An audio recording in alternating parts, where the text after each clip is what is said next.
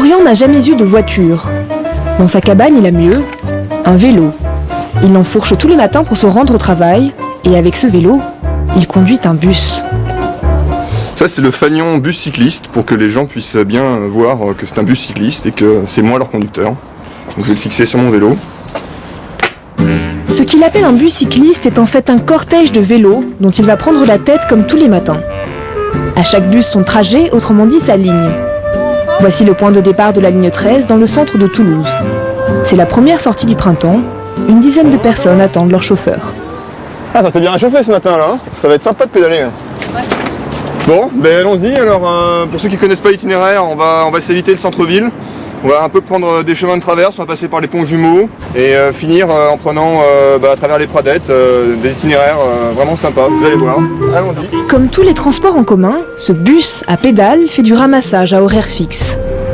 À chaque arrêt, des usagers viennent grossir les rangs jusqu'au terminus. Vous attendez quoi, non? Le cyclobus. On a un point de rendez-vous à peu près vers 8h30 ici, donc on va attendre un peu.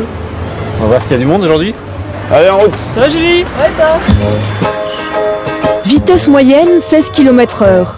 Temps de trajet d'un bout à l'autre de la ligne, 30 minutes, soit 10 de moins qu'en voiture. Il n'y a pas d'embouteillage et il y a surtout plus de sécurité, car plus les cyclistes sont nombreux, plus ils se sentent forts face aux automobilistes. Alors au niveau de la sécurité, on est plus visible, on a des gilets, donc les voitures font vraiment attention. Et là, le deuxième intérêt, c'est la convivialité. On peut discuter, c'est sympathique, c'est un effet d'entraînement qui est intéressant. On y va! Et c'est sans doute cette convivialité qui fait le succès du bus cycliste. Toulouse compte désormais 41 lignes, chacune sa couleur, comme sur un plan de métro. On les emprunte surtout pour aller au boulot. Le terminus de la ligne 13, c'est une entreprise de téléphonie. Améliorer le transport vers son travail, c'est ce qu'avait en tête l'inventeur des bus cyclistes. Hervé Bellu a créé sa première ligne à Toulouse il y a 5 ans. Il était alors ingénieur, il est désormais consultant en cycle. D'entreprise en entreprise, il vante les bienfaits de la petite reine. Il n'y a pas beaucoup de vélos là encore. Non, justement. C'est pour ça qu'ils ont fait appel à moi.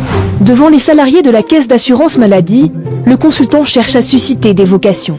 Pourquoi pas un bus cycliste pour la Sécu?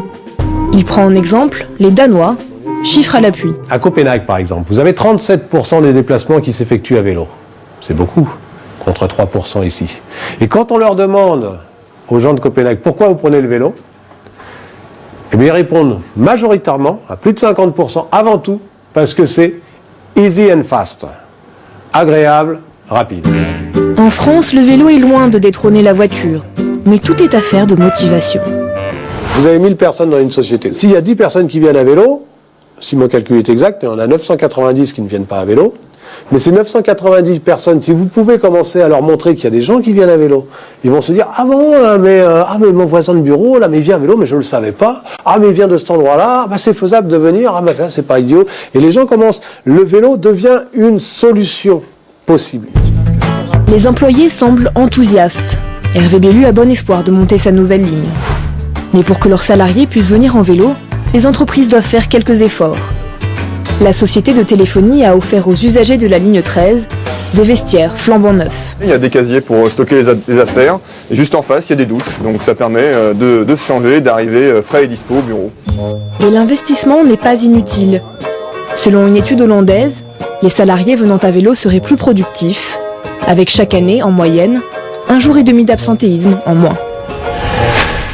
Et toutes les infos sur ces bus cyclistes, les itinéraires existants, la marche à suivre pour en créer un près de chez vous sur notre site internet arte.tv/global. Allez, à présent, on va fleurir nos villes et nos vies. Vous savez que Global